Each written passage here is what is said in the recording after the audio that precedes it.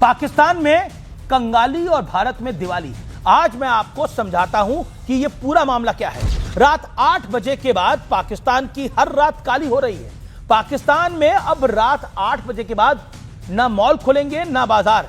ऐसा लग रहा है कि जंग मिडिल ईस्ट में छिड़ी है, लेकिन धमाके एक के बाद एक पाकिस्तान में हो रहे हैं। यह हाल है उस पाकिस्तान का जो जंग के बीच चौधरी बनने की कोशिश कर रहा था। चौधरियों को कुछ नहीं, वहां के फील्ड मार्शल मुल्ला मुनीर अमेरिका ईरान की जंग रुकवाने चला था, लेकिन पाकिस्तान की फटेहाली का आलम यह है वहां पेट्रोल की कीमत 450 रुपए प्रति लीटर के पास पहुंच गई है और डीजल 520 रुपए प्रति लीटर पर मिल रहा है। वहां की सरकार यह झटका सहन करने में नाकाम रही है।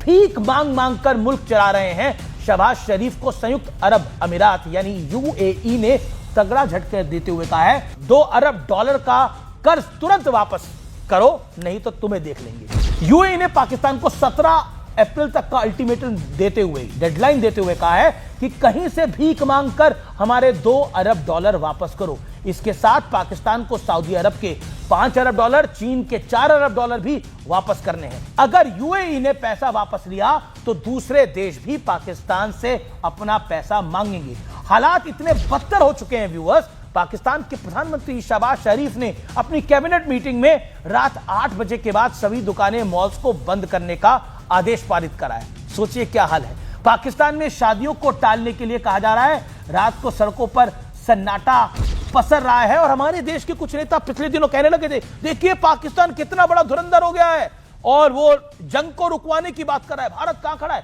कांग्रेस के नेता कह रहे थे, समाजवादी पार्टी के नेता ऐसा कह रहे थे और बड़ी बड़ी विपक्षी पार्टियों के नेता ये कह रहे थे। उन्हें आज का सत्य और तथ्य देखना चाहिए, नहीं तो आप उन तक पहुंचाइएगा। भारत में रौनक और पाकिस्तान में सन्नाटा, ये है सच्चाई। इस मौके पर मुझे शोले का एक डायलॉग याद भी आ रहा है, बता सुना देता हूं। इतना सन्नाटा क्यों है भाई?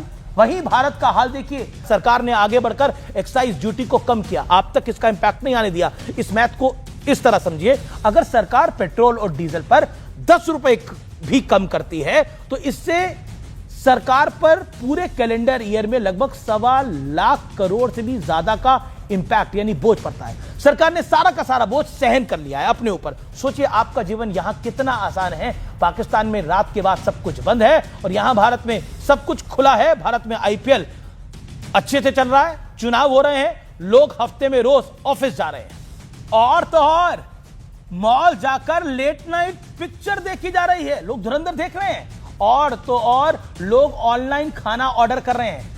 कहीं कोई संकट नहीं है और इसकी वजह है सरकार की, नरेंद्र मोदी सरकार की प्लानिंग और डिप्लोमेसी। इस युद्ध को चलते हुए 1 महीने से ज्यादा वक्त हो चुका है। हम तेल और गैस इंपोर्ट करते हैं, लेकिन बावजूद देश चल रहा है और आगे बढ़ रहा है। मैं फिर कहूंगा, मुस्कुराइए, आप भारत में हैं।